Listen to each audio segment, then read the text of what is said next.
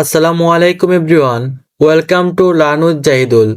আজ আমরা ইংলিশ গ্রামারের খুব গুরুত্বপূর্ণ একটি টপিক শিখব, সেটি হলো নাউন। নাউন হলো বিশেষ্য। আজকের ক্লাসে আমরা জানবো নাউন কাকে বলে, নাউন কত প্রকার এবং কে কে। তাহলে চলো শুরু করা যাক। Definition: a noun is the name of a person, place, think or idea. A noun is the name of a person, place, think or idea. Noun হলো কোনো ব্যক্তি, কোনো স্থান, কোনো বস্তু বা ধারণার নামকে আমরা নাউন বলতে পারি। যে কোনো ব্যক্তির নাম, যে কোনো স্থানের নাম, যে কোনো বস্তুর নাম এবং ধারণার নামকে আমরা নাউন বলে থাকি। এক্সাম্পল: রাহিম ইজ এ বয়। রাহিম একটি নাউন, বয়ও একটি নাউন। রাহিম একটি প্রপার নাউন এবং বয় একটি কমন নাউন। আমরা সামনের দিকে আগালে বুঝতে পারবো কোনটি কি নাউন। এখানে আমরা পেলাম রাহিম একটি প্রপার নাউন এবং বয় একটি common noun. Dhaka is a city. Dhaka is a city. Dhaka একটি প্রপার নাউন এবং সিটি একটি common noun. Book is useful. Book is useful.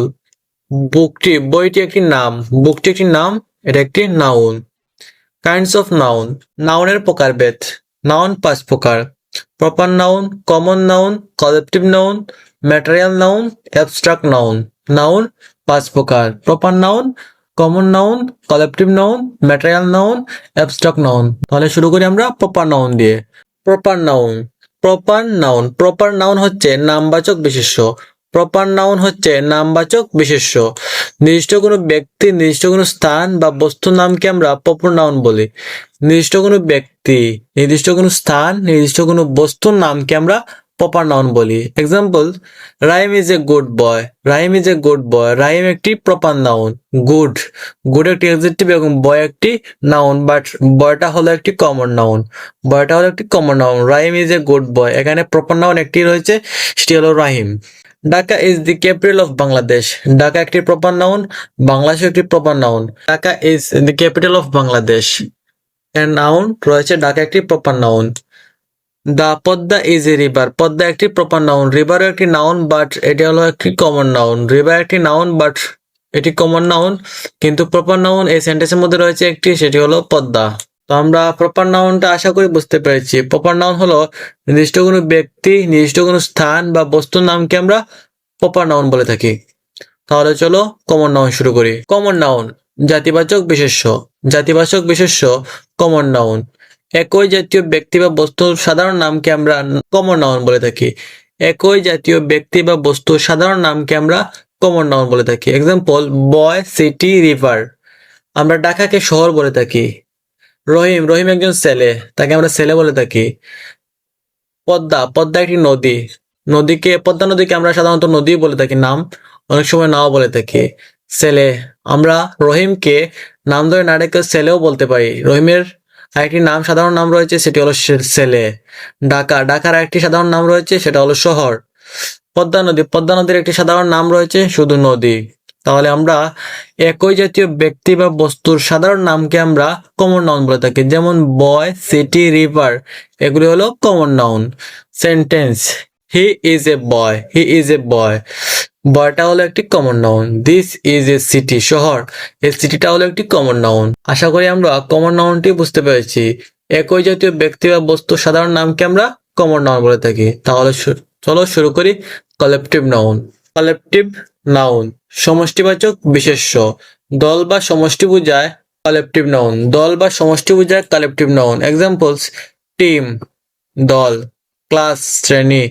Army, সেনাবাহিনী। টিম একটি দল না, ক্লাস একটি দল না, সমষ্টি। আর্মি, আর্মি একটা সেনাবাহিনী তৈরি হয় কয়েকজন সৈন্য নিয়ে না, ক্লাস তৈরি হয় কয়েকজন স্টুডেন্ট নিয়ে, টিম তৈরি হয় কয়েকজন মেম্বার নিয়ে, দল তৈরি হয় কয়েকজন সদস্য নিয়ে, শ্রেণী তৈরি হয় কয়েকজন ছাত্রছাত্রী নিয়েই তো তৈরি হয়। দল বা সমষ্টি বোঝায় এমন নামকে আমরা কালেকটিভ নাউন বলতে পারি। এক্সাম্পল দেখে যদি, তাহলে হলো our team won the match. Our team, আমাদের টিম, আমরা কয়েকজন সদস্য, আমাদের টিম ম্যাচটি জিতেছে।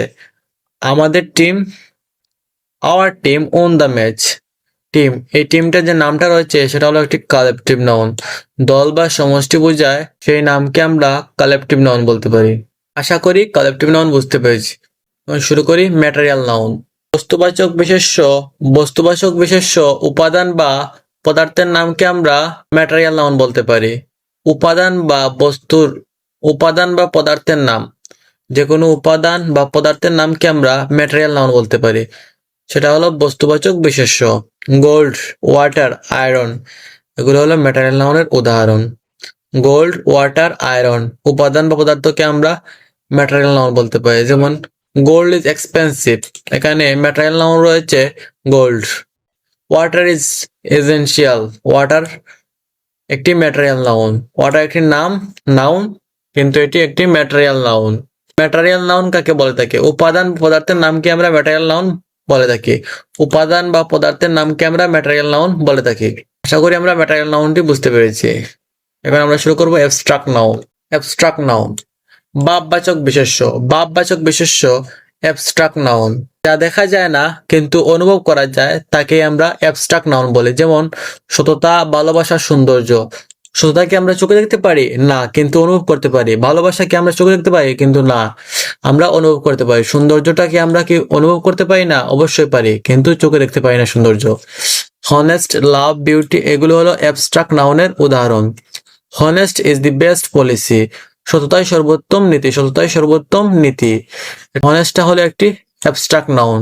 হনেস্ট হলো একটি অ্যাবস্ট্রাক্ট নাউন।